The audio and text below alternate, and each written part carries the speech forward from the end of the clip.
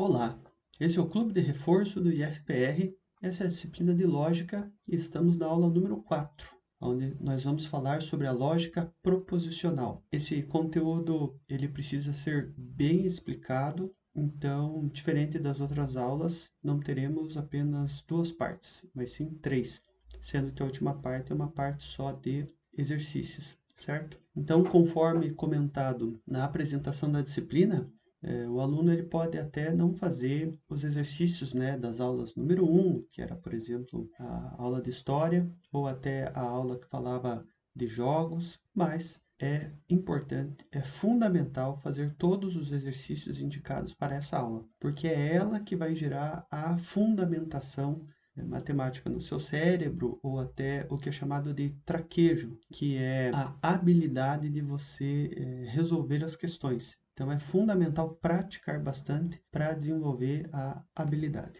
Então, introdução. A lógica aplicada aqui é uma linguagem simplificada. Além de simplificada, ela é artificial e ela tem um determinado padrão, ela é formalizada. Tudo isso junto quer dizer que ela é um modelo, ou seja, é uma linguagem modelada. E toda linguagem modelada possui limitações. Novamente, conforme indicado na aula sobre qual é o momento adequado de você usar as operações lógicas, as ferramentas lógicas, ou você não utilizá-las, usar no lugar delas, por exemplo, estatística, você tem que tomar muito cuidado que todo modelo tem erro, por definição.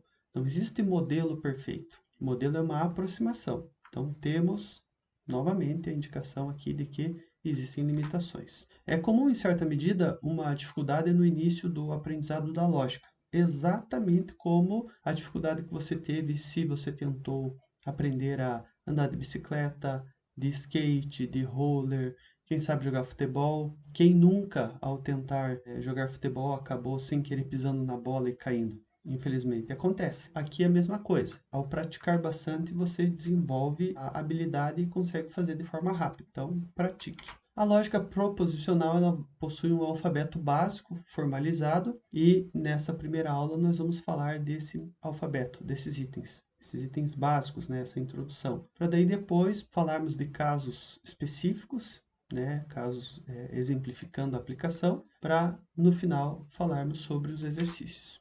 As variáveis que nós vamos trabalhar, ou a estrutura dessas variáveis, dessas premissas, elas vão sempre ter a seguinte condição: ou é verdadeiro, com V, ou é falso, com F. Mas você pode usar qualquer sinônimo, como por exemplo um e zero, ou quem sabe um termo em inglês, high and low, e assim vai sucessivamente. Então a grande questão aqui é você entender a lógica, o raciocínio, e não se prender ao formalismo, não se prender a um determinado formato, porque efetivamente não é decorando o formato que você vai aprender a lógica, né? É uma questão de raciocínio. Então vamos à estrutura das proposições. Recapitulando, uma proposição é uma frase, é um argumento, é um fato que pode ser indicado por verdadeiro ou falso. Essa característica da estruturação da proposição ela é muito ampla. Por ser muito ampla, se aplica a várias áreas e se aplicando a várias áreas, por definição, ela é multidisciplinar. Você pode trabalhar com proposições no campo do direito, no campo da matemática, no campo da programação e assim vai sucessivamente. Vamos a um exemplo. A proposição P. Curitiba fica dentro do estado do Paraná. Isso pode ser verdadeiro ou isso pode ser falso. Que é outra proposição.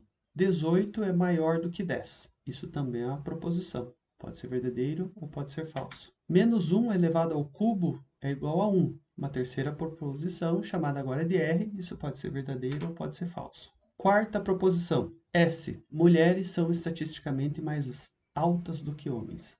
Outra proposição, ela pode ser verdadeira ou pode ser falsa. Nesses 4 exemplos, temos que P é verdadeiro, fica dentro do estado do Paraná. Quando você analisa o mapa, isso se torna verdade. Quando você faz a comparação matemática, a resposta também é verdadeira. Então, a proposição Q, 18 maior do que 10, é verdadeiro. Agora, no caso da proposição R, menos 1 ao cubo é menos 1 vezes menos 1 vezes menos 1. Menos 1 vezes menos 1 dá 1 positivo. Se você multiplicar mais uma vez por menos 1, ele se torna negativo novamente. Então, esta proposição R é falsa. E proposição S. Mulheres são estatisticamente mais altas do que homens. Isso também é falso. E repare que nesse contexto não estamos falando de pontos fora da curva, exemplos que estão fora da média. Esse termo estatisticamente quer dizer que é uma comparação média. Então, as mulheres, estatisticamente, né, na média, elas são mais baixas que os homens. Além disso, por favor, tome muito cuidado com frases exclamativas ou imperativas, pois elas não são proposições. Por exemplo, a pessoa te perguntar: que horas são? É inadequado você tentar executar sobre isso uma operação lógica, dentro do contexto que nós estamos apresentando, né? Dentro da filosofia e da matemática. Se a pessoa dá uma ordem, como por exemplo, não sei, quem sabe ela está com medo que você vá mexer na tomada e tome um choque. Ela diga assim: não mexa na tomada. Isso também não tem um contexto de ser verdadeiro ou falso. Isso foi uma ordem, né? Então tome muito cuidado com essa condição das frases exclamativas ou as imperativas, pois elas não são proposições. A proposição ela pode ser verdadeira ou pode ser falsa, ok? Então vamos começar com as normas. A análise das proposições ou seus resultados lógicos serão sempre verdadeiro ou falso, ou algum sinônimo qualquer, né? Como por exemplo 1 e 0, high e low, dependendo do contexto que você está aplicando, trabalhando, digamos que seja uma máquina. A máquina está ligada ou está desligada. Se for uma lâmpada, mesma coisa, está ligada ou desligada, e assim vai sucessivamente. Com letra minúscula, P, Q, R, S, T e assim vai sucessivamente, são proposições simples, curtas, que de forma direta são verdadeiros ou falsos.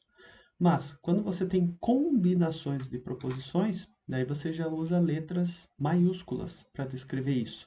Então, toda vez que tiver maiúsculo, é uma proposição composta, ou seja, tem duas ou mais proposições simples. Você também pode usar as operações matemáticas de maior, maior ou igual. Repare que nesse caso, o segundo item, ele faz duas perguntas ao mesmo tempo, maior ou igual. Depois, menor, menor ou igual, novamente duas perguntas. E simplesmente igual, aonde dependendo do contexto que você está trabalhando, como por exemplo algumas linguagens de programação, para você fazer esta pergunta do igual, não é apenas um sinal de igual, são dois sinais de iguais em sequência, ou seja, igual, igual. Isso dentro da sintaxe, isso dentro do padrão da linguagem de programação é a indicação de que você não está atribuindo um determinado valor para uma variável, mas sim você está fazendo uma comparação. Como por exemplo, idade igual igual 18.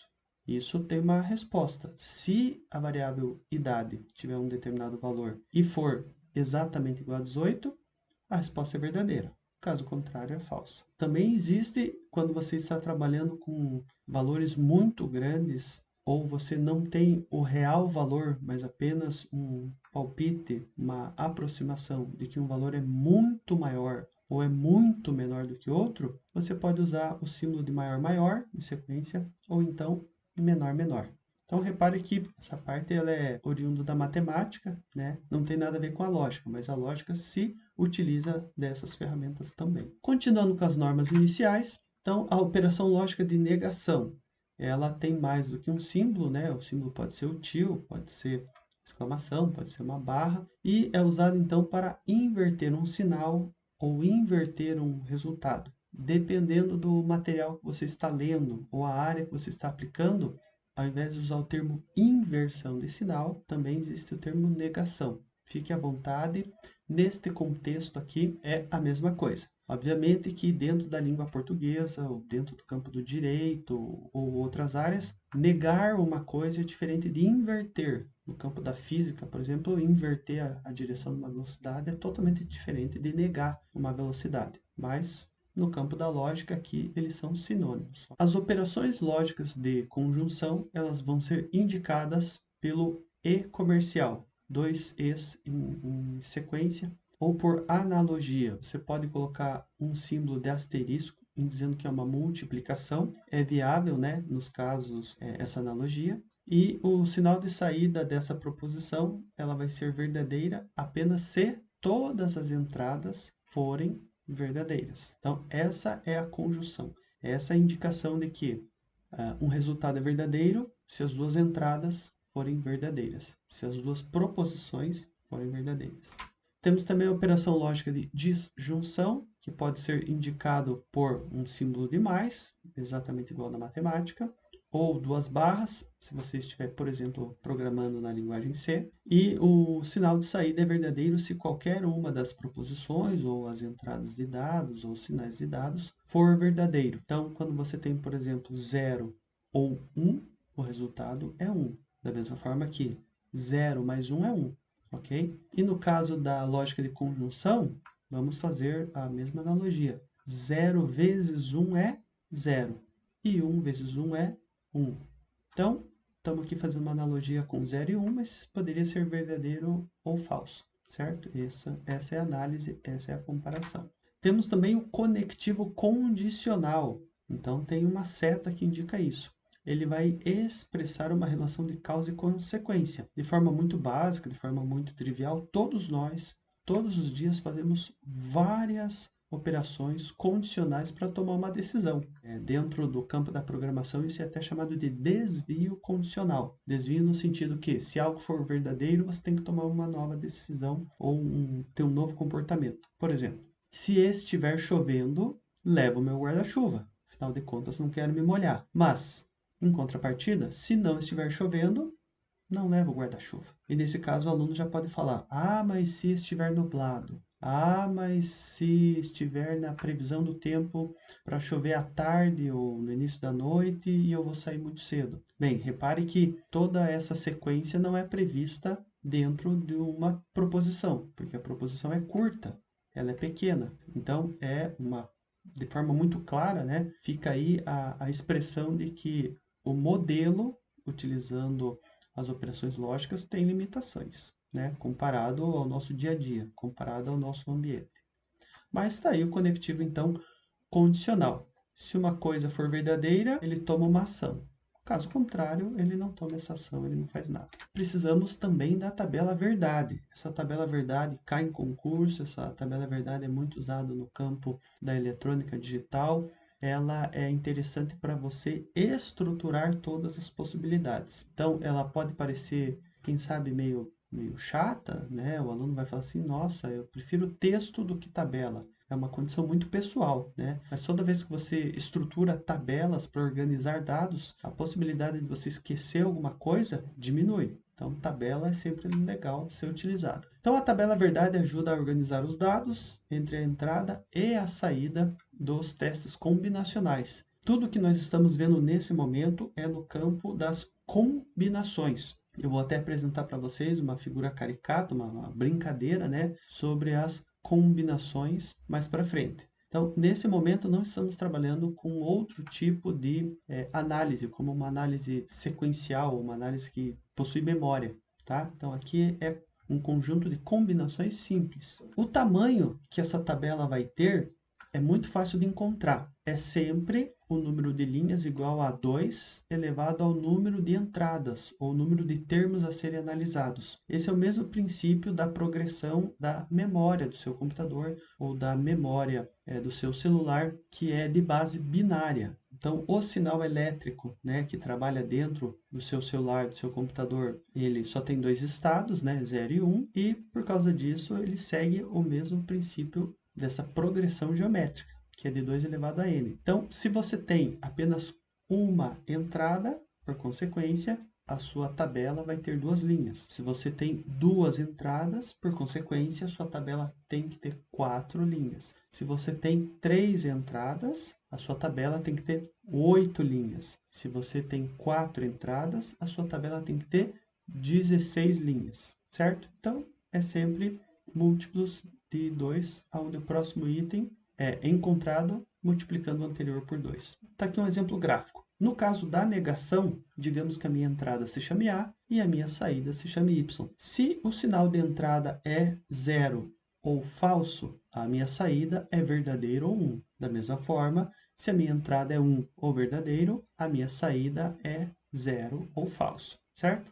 Então, apenas duas linhas de análise, porque eu só tenho uma entrada. Agora, tendo duas entradas, vamos a um exemplo de conjunção, que é a nossa lógica E, certo? Então, verdadeiro e verdadeiro gera verdadeiro. Da mesma forma que 1 vezes 1 é 1.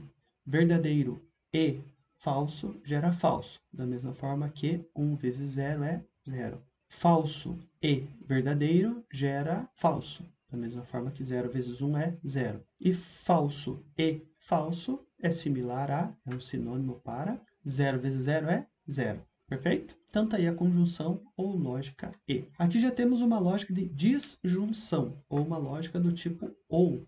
Lembrando que eu só tenho dois estados, 0 e 1. Mas, por analogia, 1 mais 1, aqui a resposta é 1. Da mesma forma que verdadeiro ou verdadeiro gera uma resposta verdadeira. 1 mais 0 também é 1. Da mesma forma que verdadeiro ou falso gera como resposta verdadeiro. E assim vai sucessivamente. Repare que nesse contexto da disjunção, você só tem uma falsidade, ou você só tem um nível lógico baixo, quando todas as entradas, que nesse caso são A, B e C, mas de forma genérica, né, são todas as entradas, quando todas as entradas forem nível lógico baixo, forem falsas ou forem zero. Essa é a tabela básica para uma negação, para uma conjunção e para uma disjunção. É muito importante você refletir e você tentar aplicar isso em coisas do seu dia a dia, né? Por exemplo, quando que você tem uma negação? Quando você para olhar o seu ambiente, né? Como, por exemplo, são as máquinas, os equipamentos, ou até o comportamento humano na escola, na sua casa, quem sabe no seu trabalho, você vai achar algum tipo de comportamento lógico. Então, por exemplo, o caso da negação.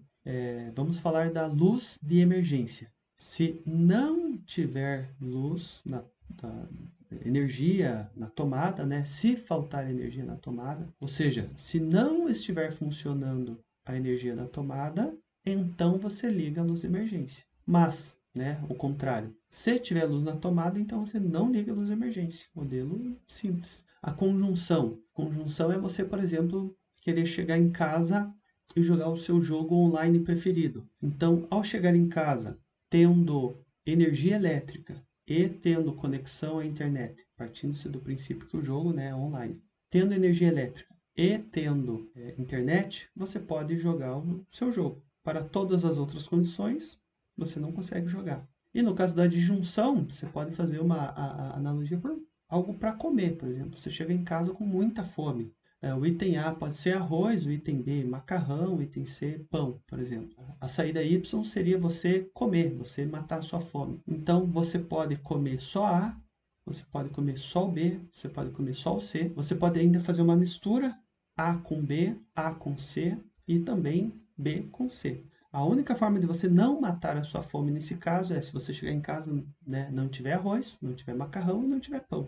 Dentro desse contexto, dentro desse exemplo. Então, quando você faz a análise, né, no seu dia a dia, no ambiente de trabalho, no ambiente de estudo, em várias condições, você vê que existe a aplicação da lógica. E a tabela verdade, lembrando que ela é muito, mas realmente muito importante para ajudar você a lembrar de todas as combinações. Imagine essa tabela da disjunção se ela não fosse com 3 entradas, mas sim fosse com 4. Então, ao invés de 8 linhas, já teria 16. Já é muito difícil, né, você lembrar de todas as condições de forma imediata. Você teria que, cada vez que você quisesse ver um resultado, uma saída, recalcular tudo. Então, a tabela ajuda bastante. Fechamos então essa primeira parte, onde foi apresentada a estrutura das proposições. Logo depois, falamos sobre algumas normas básicas para você trabalhar com a lógica proposicional e finalizamos agora com a tabela verdade. Na parte número 2 da aula número 4, vamos continuar falando da lógica proposicional, só que agora vamos mais a fundo em cada uma das operações lógicas. Vamos falar dos seus exemplos, vamos falar de alguns cuidados e, por último, na parte 3 da aula 4, vamos a uma bateria de testes, uma bateria de exercícios para vocês fixarem o conteúdo. Então, por enquanto é isso. Obrigado e até a próxima.